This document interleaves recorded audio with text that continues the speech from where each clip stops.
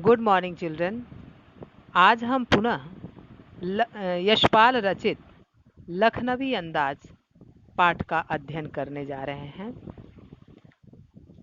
लखनवी अंदाज पाठ से ही ध्वनित हो रहा है कि लखनऊ के लोगों के रहने का अंदाज।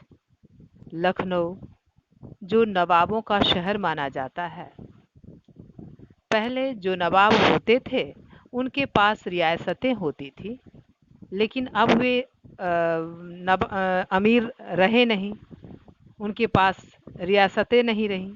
आज़ादी के बाद सरकार रियासतें छीन ली हैं, तो उन्हीं पर व्यंग करते हुए यशपाल कहते हैं कि अब वे रियासतदार रहे नहीं, फिर भी नवाब होने का ढोंग करते हैं। चलिए पाठ फिर से पढ़ते हैं। मुंह में भर आए पानी का घूंट गले से उतर गया, तब नवाब साहब ने फाँक को खिड़की से बाहर छोड़ दिया।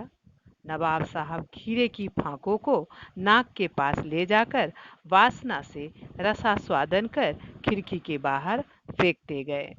तो नवाब साहब जो लेखक के साथ सेकंड क्लास में यात्रा कर रहे थे, उन्होंने खीरे को बहुत अच्छी तरह से करीने से सजाया और उसके फाँकों पर नमक मिर्च बुरका। उसके बाद उसको नाक तक ले जाकर उसे सूंघा और फिर उसे खिड़की से बाहर फेंकते चले गए। तो और नवाब साहब उन फाँकों को देखकर वासना से मतलब कामना से रसास्वादन कर, मतलब लग रहा था जैसे कि उसे सूंघकर ही उन्हें आत्म तृप्ति हो गई थी और वे उसे खीरे को बाहर फेंकते गए। तो नवाब जो तुच्छ खीरा खाने के लिए सेकंड क्लास में सफ़र कर रहे थे, लेकिन लेखक को देखकर रईस बनने का नाटक करने के कारण उन्हें भी इच्छा का दमन करना पड़ा। मतलब खीरा को सूंघकर ही, अर्थात खीरा न खाकर खिड़की से बाहर फेंकना पड़ा। इसलिए बच्चों, हमें सच्चाई यानी यथार्थ का सामना करना चाहिए। नवाब साहब ने खीरे की सब फाँकों को खिड़की के बाहर फेंककर तौलिए से हाथ और होठ पोंछ लिए और गर्व से गुलाबी आंखों से हमारी ओर देख लिया, मानो कह रहे हों यह है खानदानी रईसों का तरीका। मतलब नवाब साहब संपूर्ण खीरों को खिड़की से बाहर फेंक करके आत्मतुष्टि से तौलिए से हाथ पोंछ लिए और लेखक की ओर देख करके मानो कह रहे हों कि विजयी मुद्रा में कि यह रईसों का खाने का तरीका है। केवल सूंघने से ही आत्म तुष्टि हो जाती है। नवाब साहब खीरे की तैयारी और इस्तेमाल से थक कर लेट गए। नवाब साहब ने जिस तरह खीरे खाने की तैयारी की थी और उसको देर तक करने के कारण वो थक गए थे और फिर लेट गए। हमें तस्लीम में सिर खम कर लेना पड़ा। उसके बाद लेखक कह रहे हैं कि हमें तस्लीम मतलब सम्मान में सिर खम कर लेना पड़ा, मतलब सिर झुकाना पड़ा। यह है खानदानी तहजीब और यही है खानदानी शिष्टता। नफासत मतलब स्वच्छता, सफाई और नजाकत मतलब कोमलता। माने बड़े लोगों का, रईस लोगों का वो लेखक के सामने दिखावा कर रहे थे। जो ये बड़े लोगों रईसों का शिष्टता है, स्वच्छता है और नजाकत है, कोमलता है। हम गौर कर रहे थे खीरा इस्तेमाल करने के इस तरीके को खीरे की सुगंध और स्वाद की कल्पना से संतुष्ट होने का सूक्ष्म, नफीस या एब्स्ट्रैक्ट तरीका जरूर कहा जा सकता है, परंतु क्या ऐसे तरीके से उदर की तृप्ति भी हो सकती है?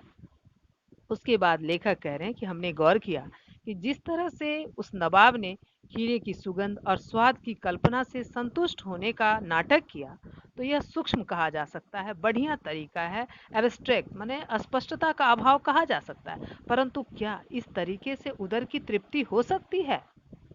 नवाब साहब की ओर से भरे पेट के ऊंचे डकार का शब्द सुनाई दिया और नवाब साहब ने हमारी ओर देखकर कह दिया, खीरा लजीज होता है लेकिन होता है शकील, नामुराद मैदे पर बोझ डाल देता है। उसके बाद नवाब साहब ने लेखक की ओर देखकर डकार लिया और उन्होंने कहा कि खीरा लजीज माने स्वादिष्ट होता है, लेकिन होता है शकील, लेकिन होता है शकील माने आसानी से पचने वाला नहीं होता है, नामुराद मैदे पर बोझ डाल देता, माने यह बेकार की चीज जो है। यह क्या है? मैदे, मैदे मतलब अमाशय, पेट, स्टमक पर यह बोझ डाल देता है, माने पेट भारी हो जाता है। तो लेखक के ज्ञान चक्षु खुल गए, पहचाना ये है नई कहानी के। तो लेखक जो कहानी के विषय में सोचने के लिए उस सेकंड क्लास की यात्रा कर रहे थे, उनके जो ज्ञान चक्षु खुल गए, उन्हें ज्ञान हुआ, आभास हुआ कि यही है नई कहानी के लेखक। खीरे की सुगंध और स्वाद की कल्पना से पेट भर जाने का डकार आ सकता है, तो बिना विचार, घटना और पात्रों के लेखक की इच्छा मात्र से नई कहानी क्यों नहीं बन सकती। यहाँ पर लेखक कह रहे हैं कि अगर खीरे की सुगंध से और स्वाद की कल्पना करने से ही, हमने उसको खाया नहीं, उसको सूंघ कर ही उसको खीरे को फेंक दिया और लग रहा है जैसे आत्मतुष्टि हो गया, पेट भर जाने पर फिर डकार आ सकता है, तो लेखक करें ठीक है, बिना विचार के भी, घटना के और पात्रों को के भी लेखक की इच्छा मात्र से नई कहानी क्यों नहीं बन सकती। ये बच्चों पूछा जा रहा आप लोगों से, क्या नई कहानी बन सकती है? आपसे पूछा जा सकता है नई कहानी बन सकती है, तो होगा नहीं। बिना कथ्य के कहानी लिखना संभव नहीं है, क्योंकि घटना व पात्र कहानी के महत्वपूर्ण अंग हैं और विचार ही कहानी का ताना बाना बुनती है। यानी विचार, घटना व पात्रों के अभाव में कहानी तो लिखी नहीं जा सकती है। हाँ, विचार के आधार पर व्यंग अथवा स्वतंत्र रचना जरूर की जा सकती है, लेकिन पाठक लक्ष्य से भटक सकता है, क्योंकि विचार से घटना की कल्पना नहीं कर सकेंगे। बिना विचार के क्या होगा? घटना की कल्पना नहीं कर सकेंगे, और घटना की कल्पना करेंगे तो पात्रों की आवश्यकता होगी, और सच्ची घटना पर आधारित हो या काल्पनिक हो, बिना विचार के कहानी हम नहीं लिख सकते हैं, नहीं लिख सकते हैं। लेकिन अगर लिखेंगे भी तो वह एक स्वतंत्र रचना होगी, जिससे क्या होगा, ये स्वतंत्र रचना होगी और इससे लक्ष्य तक पहुंचा नहीं जा सकता है।